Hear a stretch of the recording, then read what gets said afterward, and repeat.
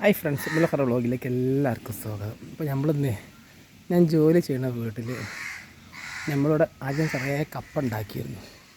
അപ്പോൾ പിന്നെ ഇവിടെ ഇങ്ങനെയുള്ള ചെടിയും മരങ്ങളായതുകൊണ്ട് കപ്പൊക്കെ, അതായത് പൂളൊക്കെ പറിച്ച് ഒഴിവാക്കി പറമ്പിൽ കൊണ്ടുപോയി ഇട്ടപ്പോൾ എനിക്ക് അവിടുന്ന് പറമ്പ് മുളച്ച് കിടക്കുന്ന ഭാഗത്തു നിന്ന് കുറച്ച് കിഴങ്ങ് കിട്ടിയിരുന്നു പറമ്പിൽ നിന്ന്. അപ്പോൾ ഇന്നൊരു 5 കൊമ്പ്, ഒരു 7 കൊമ്പ് നടാമെന്ന് കരുതി. അപ്പോൾ ഞാൻ കപ്പ നടുന്ന രീതി ഒന്ന് കാണിച്ചുതരാം എങ്ങനെയെന്നുള്ളത്. ഈ ഭാഗത്ത് ഇങ്ങനെ ഒരു 3 കൊള്ളി, ഒന്നിവിടെ, ഒന്നവിടെ എന്നാണ് എൻ്റെ ഒരു പ്ലാന്. പിന്നെ 2 കൊള്ളിക്കുള്ള ഏര് ഞാൻ ഉണ്ടാക്കിയിട്ടുണ്ട്, കാണിച്ചു തരട്ടാ. ഇത് കണ്ടോ, 2 കൊള്ളിക്കുള്ള ഏര്. ഇതാണ് ഞാൻ നടാൻ പോകുന്ന കമ്പ്. വെണ്ണീറൊക്കെ കുത്തി സെറ്റാക്കി വെച്ചിരിക്കണം. പക്ഷേ ഈ കമ്പിന് പ്രത്യേകത ഉണ്ട്. ഒരു കൊല്ലം കണ്ട് കഴിഞ്ഞാൽ ഒരു കൊമ്പിൽ നിന്ന് തന്നെ ഏകദേശം 35-40 കിലോ പൂളക്കേക്ക് കിട്ടും. എനിക്ക് കിട്ടിയിട്ടുമുണ്ട്, ഞാനിവിടെ പറിച്ചിട്ടുമുണ്ട്. എൻ്റെ 100% വട്ടം എൻ്റെ അനുഭവമാണ് ഈ പൂളക്കൊമ്പ്. ഇത് ഞാൻ നിലമ്പൂർ ഭാഗത്തു നിന്ന് കൊടുന്ന കൊമ്പാണ്. ഇപ്പോൾ ഇവിടെ ഞാൻ നട്ടുണ്ടാക്കിയിരുന്നു. പിന്നെ കല്യാണക്കായപ്പം പറിച്ച് ഒഴിവാക്കിയതാണ്. ഇനിയിപ്പം തലക്കൊന്ന് നട്ട് പിടിപ്പിക്കുക. അപ്പോൾ ഏകദേശം ഇപ്പം റമദാൻ അടുത്തതാണ്. അടുത്ത റമദാൻ അടുക്കുമ്പോൾ ഒന്ന് കളച്ച് നോക്കും ചെയ്യാമല്ലോ എന്ന് കരുതിയിട്ട്. അപ്പോൾ ഇതാ ഇങ്ങനെ 2 ഏരുണ്ടാക്കിയിരിക്കണം. മണ്ണ് കൂന്നാക്കിയിട്ട് സെൻറ്ററിൽ കൈക്കോട്ടുകൊണ്ട് ഒരു കൊത്തെടുക്കുക. ഇനി എന്താ ഈ ഭാഗത്ത് ഇങ്ങനെ 2 കമ്പ് കുത്തണം. അങ്ങനെ മൊത്തം 7 കമ്പാണ്. അപ്പം ഇവിടെ 4, അവിടെ 3 ആകുമ്പോൾ 7 കമ്പ്. അപ്പം നമുക്ക് കൊമ്പ് കുത്തുന്നത് നോക്കാം. ഞാനിപ്പോൾ ഇതിനകത്ത് വളങ്ങളൊന്നും കൊടുത്തിട്ടില്ല. ഒന്ന് തടം കെട്ട് ഞാൻ പറഞ്ഞ ഏരുമാരി ഉണ്ടാക്കിയിട്ട് ഉള്ളിൽ നിന്നൊരു കുഴി കുത്തിയിട്ട് കൈ കൊണ്ട് കുത്തിയിട്ട് അതിനകത്ത് നടും. പിന്നെ നമുക്ക് ഈ ഇലയൊക്കെ വന്നതിന് ശേഷം നമുക്ക് എന്ത് ചെയ്യുക, അടിവളമായിട്ട് കൊടുക്കുക. ഞാനങ്ങനെ ചെയ്യൽ.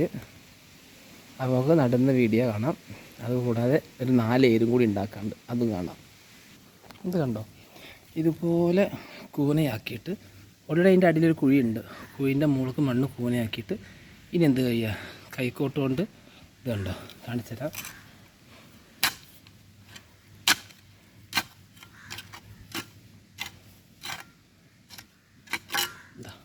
എന്നിട്ട് ഇതിനകത്ത്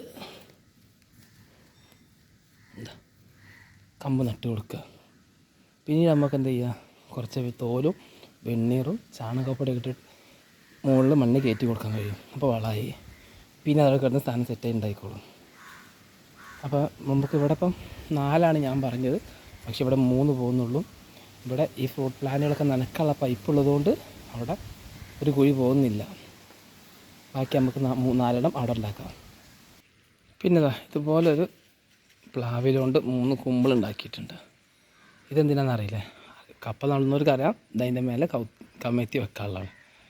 കാരണം ഈ ഭാഗത്ത് നനക്കുമ്പോൾ ഇതിലൂടെ വെള്ളം ഇറങ്ങിയാൽ ഈ കൊമ്പ് കേടൊന്നു പോകും. അപ്പോൾ ഇല്ലാതിരിക്കാൻ അപ്പോൾ നമുക്ക് ജസ്റ്റ് ഞാൻ 2 നടുന്നത് കാണിച്ചു തരാം. പിന്നെ ഒക്കെ പാടെ നടുമ്പോൾ വീഡിയോ ലെങ്ത്ത് കൂടും. അതുകൊണ്ട് ഞാൻ ജസ്റ്റ് 2 നടുന്നത് കാണിച്ചു തരാം കേട്ടോ.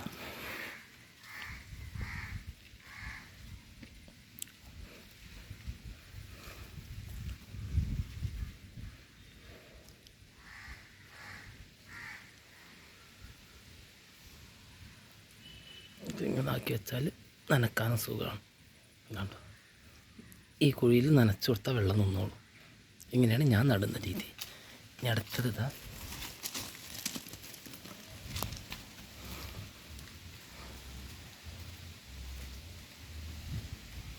കണ്ടോ,